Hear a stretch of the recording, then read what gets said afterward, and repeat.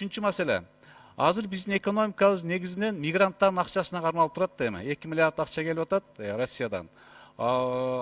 Анан булар барган сайын азаят. Мигранттар ал жакта калып атат. Ушул нерседен пайдаланып биз азыр акылдуу, билимдүү балдарды чыгарып калбасак, келечекте бир чоң бир скачок боло турган нерсени көрө албай атам да.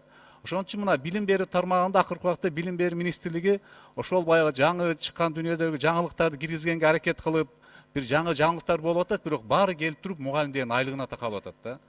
8 миң, 10 миң сом алган мугалимден балада сапаттуу билим берүүнү талап кылыш кыйын болуп атат. Өтө кыйын болуп атат да, мораль укугубуз жок болуп атат. Кантип мугалимдердин айлыгын көтөрөбүз? Анткени бул мугалимдердин айлыгын көтөрмөй сайын башка нерсеге кыйын кылыш. Анан эгер биз азыркы убакта балдарыбызга сапаттуу билим бере албасак, мамлекеттин келечеги коркунучтуу болот. Мен азыр Дастамек Арыспекович, мен кагаз жүзүндө сунуш бердим. Добушевка да коюп бересиңиз, токтом түрүндө өкмөттү 2019 жылы мугалимдердин айлыгын көбөйтүү боюнча милдеттендирүү боюнча. Оюңуздар кандай өкмөттүн бул? Бул эң маанилүү маселе. Анткени азыр мамлекетте акылмандар айтып атат. Мамлекеттин келечегин көргүң келсе, ошол мамлекеттеги балдардын билимине көңүл бур депчи. Абдан туура айтып атасыз, Абдыкабыл Маматорович. Билимдүү эл өзү сөзсүз түрдө жакшы жашоого татыктуу болот деп.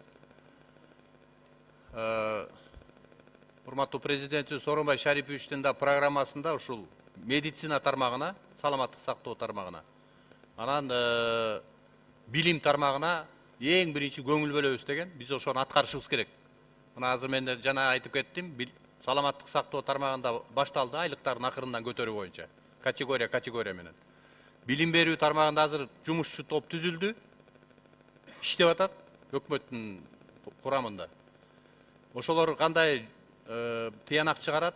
Ал жерде реформа болуш керек билим тармагында, сөзсүз түрдө.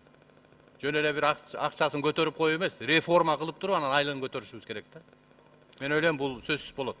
Эми ошол 8 миң, 10 миң сом алган мугалимден баланын билим сапатын көтөр деп талап кылыш кыйын да. Кыйын. Ошон үчүн эң биринчи ушуну кылыш керек. Дастамек Арыспекович, мен да айтып коеюн, ушуну добушка коюп бериңиз кийин өзүнчө. Рахмат.